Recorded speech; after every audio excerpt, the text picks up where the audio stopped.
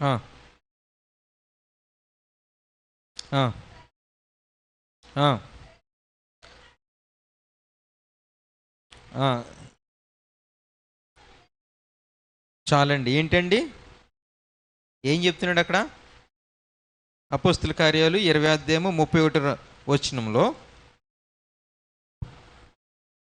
కావున నేను 3 సంవత్సరాలు రాత్రింబగళ్ళు కన్నీరు విడిచిచు ప్రతి మనుష్యునికి మానక బుద్ధి చెప్పుచున్నాను.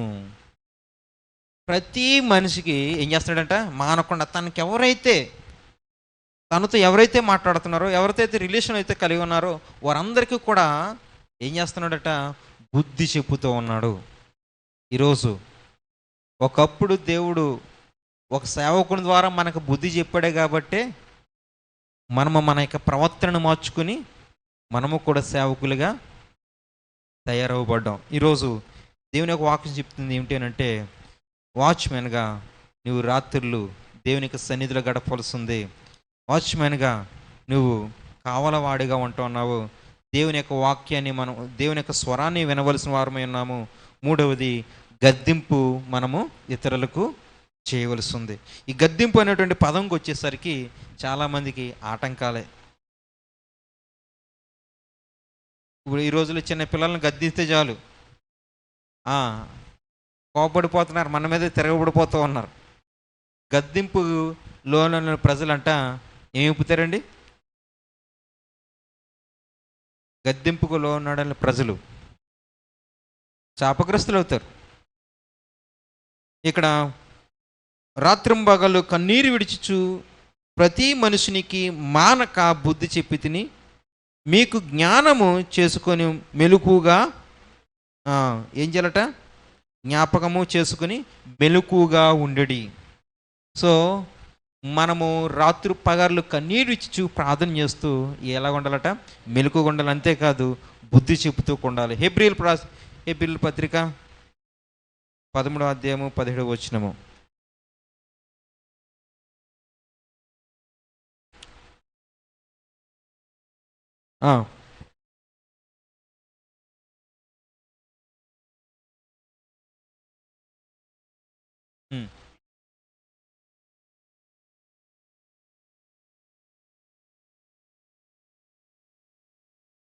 లోబడి ఉండి. హల్లెలూయా. మీపై నాయకులుగా ఉన్న వారి లెక్క అప్పచెప్పవలసిన వారి వలె. అంటే మనం ఏంటంటే ఇందులో మనం కూడా ఏం చేయబడాలి? దేవునికి లెక్క అప్పగించాలి. వాచ్మ్యాన్ యొక్క రెస్పాన్సిబిలిటీ ఏంటంటే రాత్రి అంతా కూడా పనిచేసేసిన తర్వాత పొద్దున్న వెళ్ళేటప్పుడు తను ఏం చేయాలి చెప్పండి? లెక్క అప్పగించాలి. అయ్యగారు వెళ్తున్నాను, రాత్రి ఎవరు రాలేదు, ఏమీ జరగలేదు, అంత బాగా అంతా కూడా చెక్ చేసుకుని నేను చేయలేదు, అతను తిరిగి మరలా వెళ్ళాలి. సో అతని బాధ్యతల్లో లెక్క అప్పగించుకోవడం కూడా ఒక రెస్పాన్సిబిలిటీ.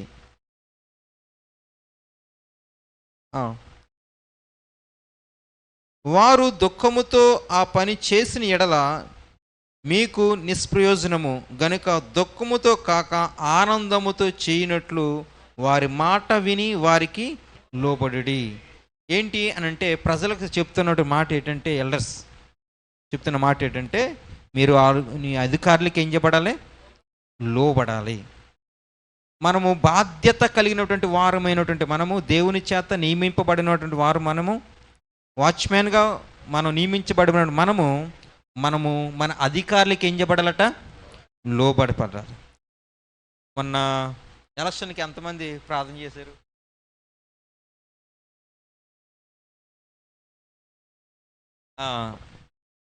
ఏం పార్టీ రావాలని ప్రార్థన చేసి ఉంటారు? అయితే నేనైతే మాత్రం మా సంఘస్థులకి ఏం చెప్పారంటే, కేవలం మీరు మనకు సరైనటువంటి నాయకులు, మనం సరిగ్గా పాలించేటువంటి నాయకులు రావాలని ప్రార్థించండి అని చెప్పారు. ప్రార్థన చేశారు, అయిపోయింది. రిజల్ట్ వచ్చిన తర్వాత కొంతమంది నన్ను కలిసి, అదేంటి టైగర్ ఎలాగైపోయింది అంత అలాగైపోయింది ఏంటండి? మేము అందరం వేసామండి, ఏమైపోయింది తెలుతులేదండి అన్నారు. నా మనసులో కూడా ఎక్కడో చిన్నగా బాధ అనిపించింది. అండ్ ఒకరోజు నేను ప్రార్థన చేసుకుంటూ ఉంటే నా నాకు ఆలోచన వచ్చినటువంటి ఆలోచన ఏంటంటే, నీవు సరైనటువంటి నాయకులు కావాలని ప్రార్థన చేసినప్పుడు దేవుడు ప్రార్థన విని దానికి ఆన్సర్ ఇచ్చేసాడు. అంతేనే కదా? మనం నాయకులు కావాలని ప్రార్థన చేసినప్పుడు మన ప్రార్థన విన్నాడు. అది మంచో చెడో అది దేవునికి తెలుసు. మన ప్రార్థనకు ఆల్రెడీ ఆన్సరు వచ్చేసింది. సో మనం ఇంకా దాని గురించి ఆలోచించవలసినటువంటి పని లేదు. చాలామంది అంటారండి, చాలా చోట్లకి వెళ్ళాను, భీమవరం వెళ్ళాను, మొన్న పాలకొల్లు వెళ్ళాను, నర్సాపురం వెళ్ళాను. ఆ ఏరియాలో అందరూ కూడా ఒక ఆవిడ 3 రోజులు 4 రోజులు భోజనం చేయలేదంట. ఆటోలో కూర్చుని వస్తుంది, బాధపడుతుంది. అందరూ షేర్ చేసుకుంటారు, చాలామంది మాట్లాడుకుంటారు కదా. ఈ నెలంతా కూడా అదే టాపిక్. నేను మనసులో అనుకుంటున్నాను, నేను దేవునికి ప్రార్థన చేశాను మంచి నాయకులు కావాలని, దేవుడు వాళ్ళని ఇచ్చారని నేను ఏం చేస్తున్నాను, నమ్ముతున్నాను. హల్లెలూయా. సో మన యొక్క బాధ్యత ఏంటి అంటే లోబడడమే. Our responsibility is we have to submit our self. మనం వారికి ఏం చేయబడే, లోబడి మనము జీవించాలి. ఇక్కడంటే ఉన్నాడు, మీరేం చేయాలి, దేవునికి లోబడాలి. మిమ్మల్ని నియమించినటువంటి నాయకునికి మనము లోబడి ఉండాలి. ద వాచ్మెన్ రెస్పాన్సిబిలిటీ ఏంటి అని అంటే లోబడి జీవించడం లేదా సబ్మిట్ చేసుకోవడం. ఇంకొక మాట మనం చూద్దాము. 2 తిమోతి 4:15.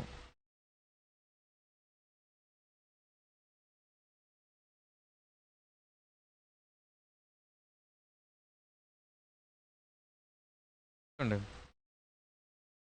4:15.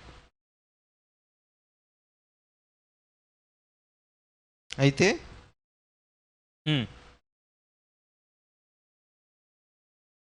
2 తిమోతి 4:15. అతని విషయమే నీవును జాగ్రత్తగా ఉండుము, అతని మాటలను బహుగా ఎదిరించెను. సమాధానం చెప్పినప్పుడు ఎవడును నా పక్షముగా నిలవలేదు, అందరూ నన్ను విడిచిపోయారు, ఇది వారికి నేరముగా ఎంచబడును గాక. ఇక్కడ మనం చూసినట్లయితే ఎవరి గురించి ఇది వ్రాయబడుతుందంటే 14వ వచనంలో మనం చూస్తే అలెగ్జాంద్రు గురించి వ్రాయబడుతోంది. అతడు ఎలాంటి వాడంట, కంచెరవాడు, నాకు చాలా కీడు చేసేటువంటి వాడు. కీడు చేసేటువంటి వారు మనలోనికి వస్తారు. They will come to our territory, they will enter in to our compound. కీడు చేసే వాళ్ళు కూడా మనలోనికి వస్తారు. కాబట్టి అతని విషయంలో జాగ్రత్తగా ఉండుము. నువ్వు ఎంత మంచి వాచ్మెన్ అయినా కీడు చేసేవాడు ఏదో ఒక రూపంలో నీ దగ్గరికి వస్తానే ఉంటాడు. కాబట్టి మనం ఏం చేయబడాలి, యేసుప్రభువు వారు ఉపమానం చెబుతూ ఎలా వస్తారంట, దొంగ వలే వస్తానంటాడు. అయితే 10 మంది కన్యకులు ఉన్నారు, 5 బుద్ధి కలిగిన వారు, 5 బుద్ధి లేనటువంటి వారు. ఈ 5 బుద్ధి లేనటువంటి వారు ఏం చేస్తున్నారు, చక్కగా వారి యొక్క జాబ్ని నిర్వర్తించట్లా. ఏం చేస్తున్నారు, పడుకుంటున్నారు, లేకపోతే వారు పనిబాట్లో వాళ్ళు ఉన్నారు. కానీ మిగిలినటువంటి 5 మాత్రం ఏం చేస్తున్నారంటే దేర్ వెయిటింగ్, వాచింగ్, నిద్రపోకుండా కళ్ళు అప్పగించుకుని ఎప్పుడు వస్తారా అనేసి ఏం చేస్తున్నారట, ఎదురు చూస్తున్నారు. The responsibility of the watchmen ఎదురు చూడడం. అంతేకాదు ఏ కీడు వచ్చినా ఎప్పుడు ఎవరు వస్తారో కూడా దానిని మనం ఏం చేయాలి, అబ్జర్వ్ చేస్తుండాలి. కాబట్టి ఆ విషయాలలో నువ్వు నీచుడు వచ్చినా, కీచకుడు వచ్చినా, కీడు చేయువాడు వచ్చినా సరే నువ్వు ఎలా ఉండాలి, జాగ్రత్తగా ఉండాలి. 1 పేతురు 5:8.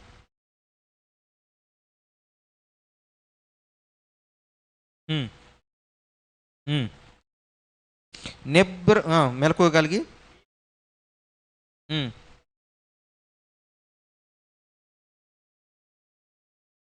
చాలండి. ఇక్కడ చూసినట్లయితే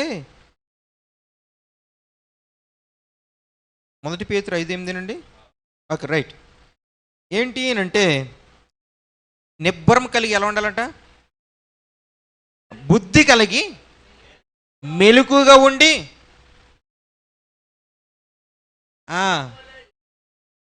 ఎవరిని మృంగుదునా అని ఎదురు చూస్తున్నవాడు కనుక మనం ఏం చేయాలి, మెలకుగా ఉండాలి. We have to be wake up.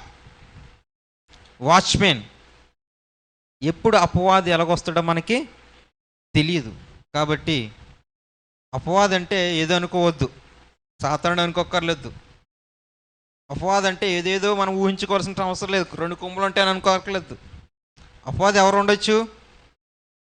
మన ఇంట్లోనే ఉండొచ్చు. చిన్న డిస్కషను మనల్ని ఎంతగానో ఇబ్బంది పెడతా ఉంటుంది. కాబట్టి అది కూడా మీరు దరి చేరనవ్వకుండా మీరు ఏం చేయాలి? మెలుకు కలిగి. ఎందుకు దేవుడు మెలుకు కలిగి ప్రార్థన చేయమంటున్నాడు అని అంటే, ప్రతి విషయం ముందు మనం ఎలా ఉండాలట? జ్ఞానము కలిగి. మనం ఎలా ఉండాలి? జ్ఞానము కలిగి నడుచుకోవాల్సినటువంటి అవసరం మనకి ఉంది. రెండవ మాట మనం చూద్దాం. 2వ పేతురు గ్రంథము, 2వ పేతురు 2వ అధ్యాయము 1-3 వచనాలు.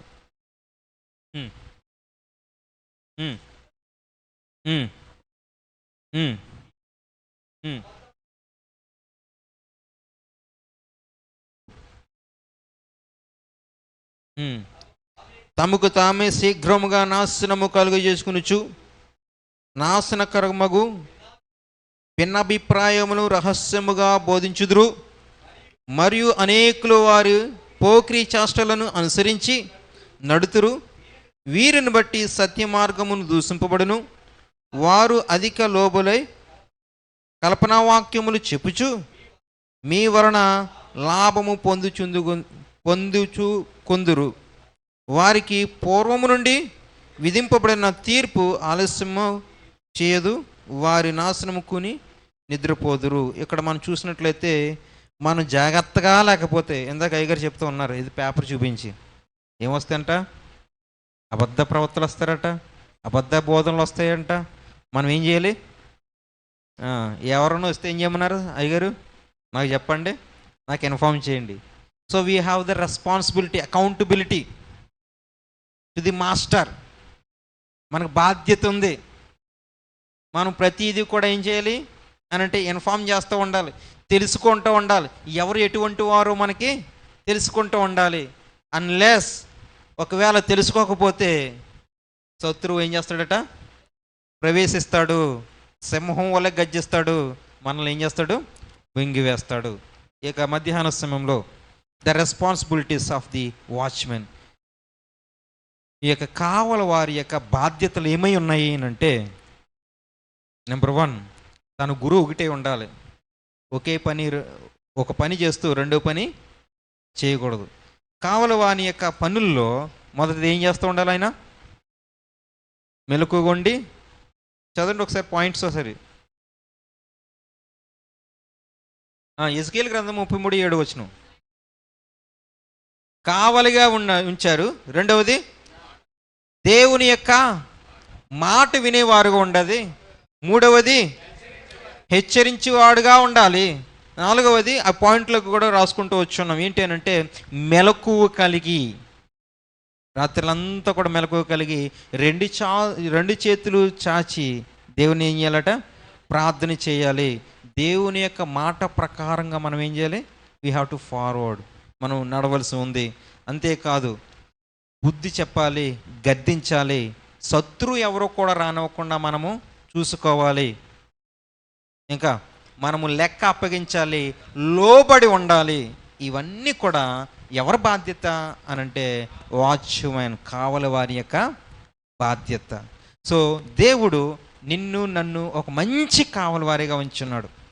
మొదట్లో నేను చెప్పాను ఏంటి అనంటే, దేవుడు చక్కటి కోటకు ఉంచాడంటే మనందరి కొరకు. చక్కటి కోట, చక్కటి ఊరిని, లేకపోతే చక్కటి ప్రదేశాన్ని మనందరి కొరకు పరలోక రాజ్యంలో ఉంచాడు. దానికి వెళ్ళడానికి వాచ్మ్యాన్లుగా మనల్ని పెట్టాడు. రెస్పాన్సిబిలిటీ మన బాధ్యత. అయితే దానిలోనికి వెళ్ళడానికి అవకాశం ఎవరికి ఇవ్వాలి? మనం ఎవరైతే వాచ్మెన్ చేసే పని ఏంటి అని అంటే, దీనికి సంబంధులైన వారిని మాత్రమే లోపలికి ప్రయాణిస్తాడు. లేదా కార్డు చూపించమంటాడు, విజిటింగ్ కార్డు కానీ ఐడెంటిటీ కార్డు కానీ ఏదన్నా. సో తెలిసిన వారు మాత్రమే, అనగా ఎవరైతే వారి సంబంధాలు ఉన్నారు వారు మాత్రమే. కొంతమంది ఏం చేస్తారు? డబ్బులు ఇచ్చి ఏం చేస్తారంటే లంచాలు ఇచ్చి లోపలికి ప్రవేశించడానికి చేస్తాడు. ఆ దేశాన్ని అంతటిని కూడా ఏం చేశారట వాళ్ళు? నాశనం చేసేసారు. సో దేవుని యొక్క రాజ్యము కట్టబడాలి అంటే, దేవుని యొక్క రాజ్యము సరైన రీతిలో ఉండాలంటే కాపలాదారులు చాలా ప్రాముఖ్యమైనటువంటి పాత్రను పోషిస్తారు. ఒకవేళ నీ పాత్ర నా పాత్ర సరైన రీతిలో లేకపోతే ఆ పట్టణం అంతా కూడా ఏమైపోతుంది? పాడైపోతుంది. కాబట్టి ఈ మధ్యాహ్న సమయంలో దేవుని యొక్క పరిచారకులుగా, దేవుని యొక్క సేవకులుగా, దేవుని యొక్క వాచ్మెన్స్గా ప్రాముఖ్యంగా ఉన్నటువంటి నీవు నేను కూడా దేవునికి లోబడాలి, దేవుని మాట వినాలి, దేవుని యొక్క మాట ప్రకారంగా మనము జీవించాలి. ఎప్పుడైతే దేవునికి లోబడి మనం జీవిస్తామో, రెస్పాన్సిబిలిటీగా మనం ఆయనకు అప్పగించుకుంటామో, అప్పుడు దేవుడు అంటే ఉన్నాడు, బలా నమ్మకమైన మంచి దాసుడా. సో దేవుడు నిన్ను నన్ను కూడా ఒక మంచి వాచ్మెన్గా, బలా నమ్మకం మంచి దాసుడిగా అనిపించుకోవాలని ఆశ కలిగినట్లయితే ఈరోజు దేవుడు అంటూ ఉన్నాడు, నేను నిన్ను ఒక వాచ్మెన్గా పెట్టిన్నాను. కాబట్టి నీ బాధ్యత, నీ పనివాడితనం ఎప్పుడు తెలుస్తుంది? ఏ సమయంలో ఎవరు వస్తున్నారో నువ్వు కనిపెట్టినప్పుడు మాత్రమే దాన్ని తెలుస్తుంది. దయచేసి కూడా కళ్ళు మూసుకోండి, చిన్న ప్రార్థన చేసుకుని.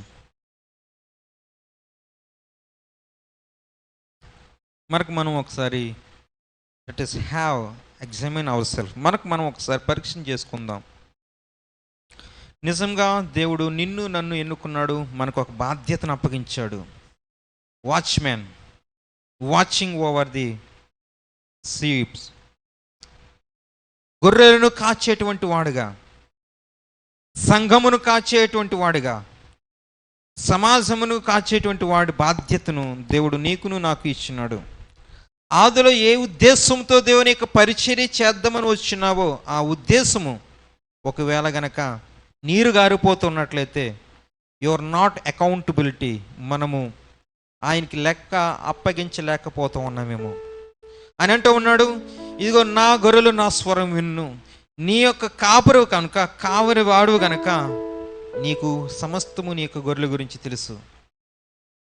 దేవుని మాట వింటూ ఉన్నామా? దేవుని యొక్క మాట కొరకు ఎదురు చూస్తున్నామా?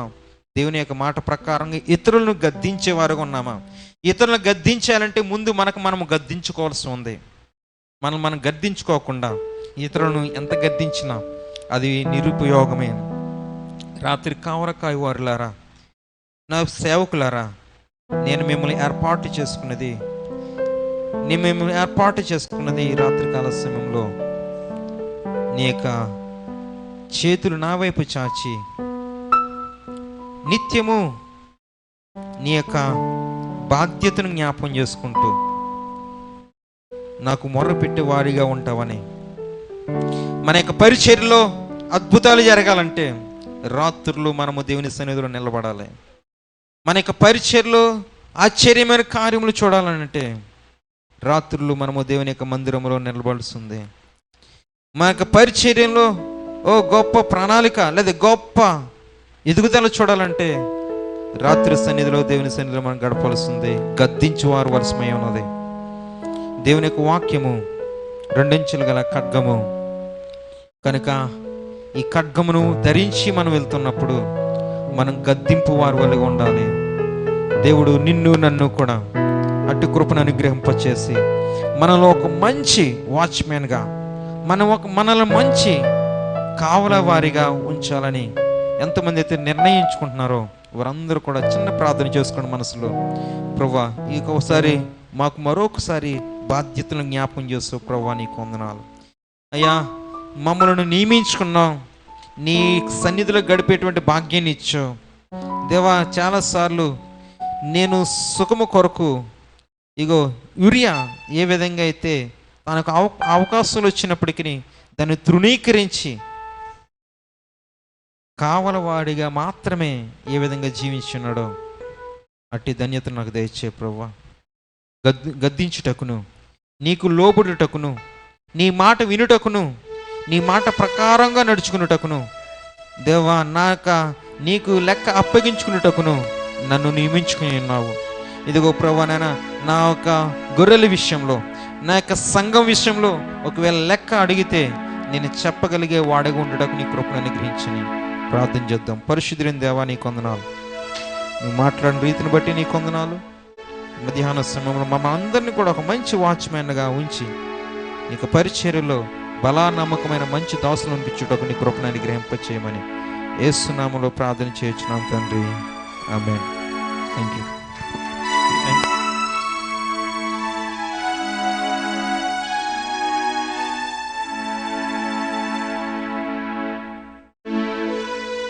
అవకాశం ఇచ్చినటువంటి మరి దేవతి దేవునికి, అదేవిధంగా మన అయ్యగారికి ప్రత్యేకమైన వందనాలు. మీ అందరూ కూడా ప్రత్యేకమైన వందనాలు. Thank you.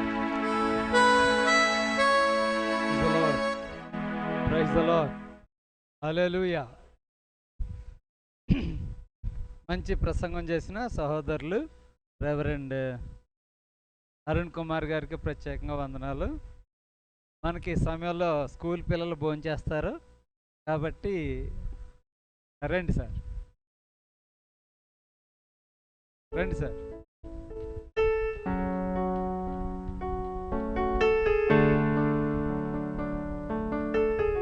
పైకి వచ్చేయండి సార్. యేసు ప్రభువారి యొక్క పరిచర్యలో అద్భుతాలు జరగడం గల కారణం ఏమిటంటే, ఆయన రాత్రి పొద్దునంతా పరిచర్య చేసేవాడట, రాత్రి అంతా ఏం చేసేవాడట, ప్రార్థన చేసేవాడంట. So he is to find the place where he can go alone. ఒంటరిగా వెళ్ళి ఏకాంత ప్రార్థన ఎక్కడ చేయాలి అని రాత్రులు తెల్లవారుజామున ఆయన వెయిట్ చేస్తూ ఉండేవాడంట, ప్రార్థన చేస్తూ ఉండేవాడంట. ఈ యొక్క మధ్యాహ్న సమయంలో వాచ్మ్యాన్గా మనం పేరు డిఫరెంట్గా ఉన్న కొద్దిగా మన సేవకులను పిలుచుకుంటాము, లేకపోతే ఇంకా పాస్టర్లను పిలిపించుకుంటాము, రకరకాల పేర్లు ఉన్నాయి మనందరికీ కూడా ఒక సేవకుడికి. కానీ కావలా కాయవారుగా దేవుడు నిన్ను నన్ను నిర్మించున్నాడు. హల్లెలూయా. దేవుడు నియమించినటువంటి కావలా కాయవారి యొక్క లక్షణాలను ఈరోజు మనము చూద్దాం. నెంబర్ 1 ఏంటంటే, రాత్రులు మనం ఏం చేయాలట, వాచ్. ఎవరో కూడా ఏం చేయాలట, మనందరూనే పడుకోకూడదు. ఏం చేయాలి, watch and look unto the God. ప్రభు వైపు చూసి మనం ఏం చేస్తుండాలి, ప్రార్థన చేస్తుండాలి. How many of we are praying at night? ఎంతమంది మనము ఆయనతో మన సమయం గడుపుతున్నాము, ఎంతమంది మనము ప్రార్థన చేస్తున్నాం. రెండవది, ఇందాక మనం ఎజ్కేలు చదివినటువంటి 33వ అధ్యాయం 7వ వచనంలోనూ ఉంది.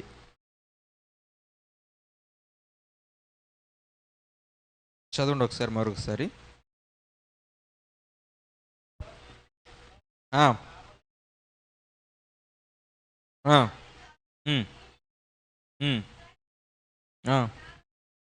గనుక నీవు నా నోటి మాటలు విని. నెంబర్ 2 ఏంటంటే, we should hear voice of God. దేవుని యొక్క మాటను మనము వినాలి. బైబిల్ గ్రంథంలో చాలామంది ఏం చేస్తూ ఉండేవారంటే, ముందు ప్రార్థన చేసి దేవుడు చిత్తమా కాదా అని తెలుసుకుని అప్పుడు ప్రయాణాలు చేసేవారు. సౌలు కానీ, దావీదు కానీ, రాజులు ఎవరైనా సరే, ఇదిగో మేము ఆ ప్రాంతానికి యుద్ధానికి వెళ్తున్నాం, దేవుడు మాకు జయము ఇస్తాడా ఇవ్వడా, ముందు సమూయేలు దగ్గరికి వెళ్ళి ప్రార్థన చేయించుకుని వెళ్ళమంటేనే వారు వెళ్ళేవారు. కానీ ఈ రోజుల్లో నేను వెళ్తున్నాను, వీఆర్ డిమాండింగ్, మనకి we are not waiting for God's word. దేవుని యొక్క మాటను విని వరకు మనం ఉండడం లేదు, కానీ మనం నిర్ణయం తీసేసుకుని అప్పుడు మనం అడిగడుతున్నాం. కాబట్టి ప్రాబ్లమ్స్ అనేవి రేజ్ అవుతాయి.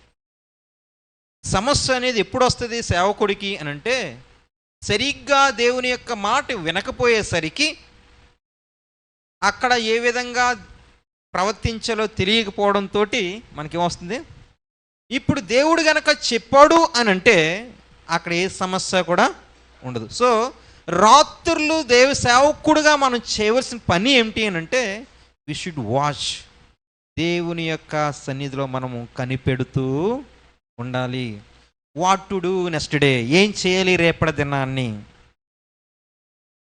ఇక్కడ మనం ఆయనతో మాట్లాడడము, తర్వాత ఆయన యొక్క మాటను కూడా మనం ఏం చేయాలి, జాగ్రత్తగా వినాలి.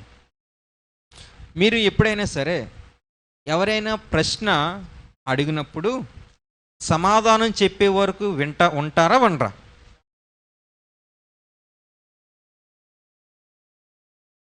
మనము అడుగుతూ ఉన్నప్పుడు దాని నుంచి సమాధానం పొందే వరకు మనం ఏం చేయాలి? వెయిట్ చేయాలి. కానీ కొంతమంది పేషెన్స్ ఉండవు. ఏం చేస్తూ ఉంటారు వాళ్ళు వచ్చినా రాకపోయినా, సమాధానం వచ్చినా రాకపోయినా వాళ్ళు ఏం చేస్తారు? లేట్ అవుతున్నా అని ఏం చేస్తారంటే వెళ్ళిపోతుంటారు. కానీ ఇక్కడ ఏంటంటే you have to hear my voice. ఏమంటున్నాడు అక్కడ? సేవకుడుగా దేవుని యొక్క మాట వినేంత వరకు కూడా మనము వెయిట్ చేయాలి. హల్లెలూయా. దేవుడు సమూయేలుతో మాట్లాడుతున్నప్పుడు అతనికి తెలియదు, కానీ ఏలీ చెప్తాడు, నువ్వు నేనున్నాననేసి నువ్వు దేవునికి రెస్పాండ్ అవని. కొన్నిసార్లు మనకు తెలియకుండానే దేవుడు మాట్లాడుతుంటే మన హృదయంలోంచి పుట్టుకొస్తుంది, లేదా కొన్ని వాక్యాలు జ్ఞాపకం వస్తుంటాయి. కొంతమంది పాటల ద్వారా దేవుడు మనతో మాట్లాడతాడు, వాక్యం ద్వారా మనతో మాట్లాడుతూ ఉంటాడు. అయితే అది గ్రహించగలిగేటువంటి జ్ఞానాన్ని మనం ఏం చేయాలి? సంపాదించుకోవాలి. So unless you here the word of God you cannot act. దేవుని యొక్క మాట వినకుండా మనం ఏం చేయకూడదు? ఏ పని చేయకూడదు. వాచ్మెన్ యొక్క బాధ్యత ఏంటి అని అంటే, అధికారి చెప్తాడు, గేటు దగ్గర ఉండాలి. నువ్వు ఎవరైనా లోపలికి వస్తున్నారో బయటికి వెళ్తున్నారో నాకు చెప్పాలి. ఇదంతా బాధ్యత ఎంతవరదే? నీదే. ఇది కాబట్టి దీన్ని నువ్వేం చేయాలి? సక్రమంగా చూసుకోవాలి. అతని మాట విన్నప్పుడు ఈ యొక్క కాపలాదారుడు ఏం చేస్తాడనంటే, అయ్యగారు ఏం చెప్పాడో అవన్నీ చేస్తాడు. ఒకవేళ నియమించేసిన తర్వాత గారు నువ్వు వాచ్మెన్ కాబట్టి నువ్వు ఎక్కడ ఉండాలి? గేటు దగ్గర ఉండి అన్నాడు అనుకో, గేటు దగ్గర ఉంటాడు. ఈ పనులన్నీ కూడా లోపల ఏమైనా జరిగింది అనుకో, నువ్వేం చేస్తున్నావు అని అడిగాడు అనుకో, మీరు నన్ను ఎక్కడ ఉన్నారా అయ్యగారు? గేటు దగ్గర. మీ మాట ప్రకారంగానే నేను గేటు దగ్గర ఉన్నాను.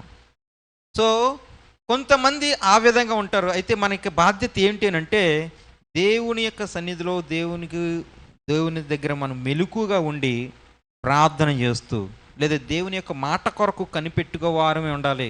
నెంబర్ 3 చూడండి, అందులోనే చదవండి ఒకసారి. ఎజ్కేలు 33:7. నా నోటి మాటను విని నాకు ప్రతిగా వారిని హెచ్చరిక చేయాలి. 3 విషయాలు మనం అక్కడ చూస్తున్నాం. నెంబర్ 1 కాపలాగా ఉండాలి. నెంబర్ 2 మాట వినేవాడిగా ఉండాలి. నెంబర్ 3 హెచ్చరించేవారిగా ఉండాలి. The third responsibility is to హెచ్చరించాలి, వారిని మాటతోటి గద్దించాలి, బుద్ధి చెప్పాలి. మనల్ని దేవుడు ఎందుకు ఎన్నుకున్నాడు? సేవకుడిగా తిమోతిలో ఉంటుంది కదా, మాట వినుటకును, బుద్ధి చెప్పుటకును, గద్దించుటకును, ఖండించుటకును దేవుడు మనలను ఎన్నుకొని ఉన్నాడు. So the watchmen responsibility. Third one ఏంటి అంటే, 3వది వారిని ఏం చేయాలి? హెచ్చరించాలి. చాలామంది ఈ హెచ్చరించడం అనేది మర్చిపోతూ ఉన్నారు సేవకులు ఈ రోజుల్లో. సంఘంలో కనుక ఎవరైనా కానీ హెచ్చరిస్తూ ఉంటే సంఘస్థులు ఎవరైతే హెచ్చరిస్తున్నారో వాళ్ళ సంఘంలో ఉండడం చాలాగా అరుదు. సో అయినప్పటికీ మనం ఏం చేయాలట? హెచ్చరించాలి. ఒక ఆయన, నేను వేపాడ విజయనగరం జిల్లాలో మాట్లాడడానికి ఉన్నారు, కొంతమంది పాస్టర్లు ఉన్నారు. వాళ్ళ దగ్గరికి వెళ్ళినప్పుడు ఆ పాస్టర్ గారు వచ్చి ప్రార్థన అవసరిస్తున్నాడు అందరిలో కూడా. మా సంఘం విడిపోతుంది, కొద్దిగా ప్రార్థన చేయండి అని. ఏమండి ఎందుకు విడిపోతుంది అని అడిగినప్పుడు ఆయనట టీవీలో ఈయన వెళ్తున్నా సరే టీవీ పెట్టుకునే ఉన్నారంట. అమ్మ ప్రార్థన చేస్తాను అన్నాడంట. ఆయన ప్రార్థన చేయండి అయ్యగురు అన్నదంట. అయినా సరే టీవీ అలా రన్ అవుతూనే ఉందంట, సినిమా పాటలు అలాగే వస్తానంట. అమ్మ కొద్దిగా టీవీ కట్టే అన్నాడంట. సౌండ్ తగ్గించిందంట. ఏంటండి? సౌండ్ తగ్గించింది. ఆయన హెచ్చరించడం మొదలుపెట్టాడు, ఇలా ఉండకూడదు అలా ఉండకూడదని. వెంటనే మరుసటి వారం నుంచి ఆవిడ రావడం అనేది పర్వాలేదు, ఆవిడతో పాటు ఆవిడ ఇంటి పేరు వాళ్ళని కూడా ఆపేసిందంట. ఒక 8 మంది కుటుంబాలని అనిపించేసి, ఎవరైతే వాళ్ళ బంధువు ఉన్నారో, దూర బంధువు, వాళ్ళని పిలిపించుకుని వాళ్ళ ఇంట్లోనే ప్రార్థన పెట్టించుకుంటుంది. అంటే హెచ్చరించడం కూడా ఈ రోజులో ఏమైపోయింది. సో మనము సేవకునిగా దేంట్లోనైనా కాంప్రమైజ్ అవ్వచ్చేమో, కానీ you should not compromise with God. దేవునితో మనం ఎప్పుడు, అంటే దేవుని విషయంలో మనం ఎప్పుడు కూడా, మనం ఆత్మీయ విషయంలో ఎప్పుడు కూడా మనం ఏం చేయకూడదు, కాంప్రమైజ్ అవ్వకూడదు. ఇక్కడ అంటూ ఉన్నాడు, నిన్ను హెచ్చరించడానికి నేను ఏం చేస్తాను, నిన్ను హెచ్చరించడానికి నేను ఎన్నుకొని ఉన్నాను. నువ్వేం చేయలేనంటే నీ సంఘమునే కాదు, నీ కుటుంబమునే కాదు, సమాజంలో కూడా నీవు కావలవాడుగా నువ్వు ఉన్నావు. ఉరియాని మనం చూసినట్లయితే తన జీవితంలో ఆయన ఒక సోల్జర్. అతనికి బోల్డైన ఆపర్చునిటీస్ వచ్చినాయి. దావీదు గారు పిలిచి, బాబు ఇంతవరకు కూడా నువ్వు యుద్ధంలో ఉన్నావు కదా, నువ్వు వెళ్ళి రెస్ట్ తీసుకో అన్నాడు. ఇంటెన్స్ వేరే ఉండొచ్చు, కానీ తనకి అవేం తెలియదు. ఉరియాకి ఆపర్చునిటీస్ తనకు వచ్చినాయి. ఆయన వెళ్ళి రెస్ట్ తీసుకున్నాడు ఇంటి దగ్గర లేదు. రెండో రోజు పిలిచాడు, చక్కగా భోజనాలు పెట్టాడు. మరలా చెప్పాడు, ఇంటికి వెళ్ళి చక్కగా మీ ఫ్యామిలీతో, మీ వైఫ్తో ఉండని చెప్పాడు. ఆపర్చునిటీస్ ఇచ్చాడు, రాజుగారే ఇచ్చారు. అయినా సరే ఏం చేశాడు, తను వెళ్ళలేదు.